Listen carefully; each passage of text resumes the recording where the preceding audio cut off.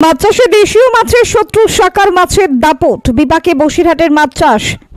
উত্তর চব্বিশ পরগনা জেলার সুন্দরবন সংলগ্ন বসিরহাট মহকুমা বহুদিন ধরে মৎস্য চাষে সমৃদ্ধ। মৃদু লবণাক্ত জল, বিশাল জলাশয় এবং নদী ঘেরা পরিবেশ সব মিলিয়ে এই অঞ্চল দীর্ঘদিন ধরে মাছ উৎপাদনের জন্য আদর্শ এলাকা। কিন্তু সাম্প্রতিককালে এই সাফল্যের ওপর থেকে নেমে এসেছে এক নতুন সংকট। স্থানীয় জলাশয়গুলোতে দ্রুত ছড়িয়ে পড়েছে বিদেশি প্রজাতির ক্ষতিকর মাছ, শাকার মাউথ ক্যাটফিশ বা স্থানীয় মানুষের ভাষায় হেলিকপ্টার মাছ। অ্যাকোয়ারিয়ামে পালনের উপযোগী এই মাছটি এখন নদী, খাল, পুকুর এবং চাষের ভেড়িতেও দেখা যাচ্ছে।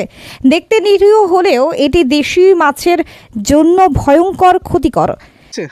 হ্যাঁ, হেলিকপ্টার মাছ যেখান থেকে সব জায়গায় আসে, সেই থেকে সব ক্ষতিকার করছে, মাছ ক্ষতি করছে, মাছ খেয়ে নিচ্ছে এবং আরও ক্ষতি হচ্ছে। পুকুরে থাকলে, অন্য জায়গায় থাকলে, জলকারে থাকলে, সব জায়গায় থাকলে ক্ষতি হচ্ছে।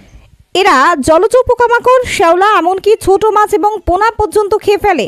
এতে খাদ্যের যোগান কমে যায়, ফলে দেশীয় মাছ বাড়তে পারে না। সবচেয়ে বড় বিপদ হলো এই মাছের পাখনা অত্যন্ত ধারালো, অন্য মাছের সঙ্গে সংঘর্ষে সহজেই আঘাত করে দেয়, যার ফলে সংক্রমণ এবং পচনের কারণে অনেক মাছ মারা যায়। চাষিদের অভিযোগ, একবার কোনো জলাশয়ে এই মাছ ঢুকে পড়লে তা নির্মূল করা কার্যত অসম্ভব। হ্যাঁ, নদীতেও প্রচুর দেখা যাচ্ছে এই মাছ। আমরাও জাল ফেলতে গিয়ে দেখি এক সময় দু একটা করে ওঠে। তো এই মাছ আগে তো দেখা যেত না? না, আগে দেখা যেত না, কিন্তু এখন দেখা যাচ্ছে। এই মাছ জলকারে ঘোপ করে দিচ্ছে আর প্রচুর মাছ ক্ষতি করে দিচ্ছে, আর জলকারেরও ক্ষতি হচ্ছে অনেক। মাছ বেরিয়ে যাচ্ছে, ঘোপ করলে তো মাছ বাড়িয়ে যাবে।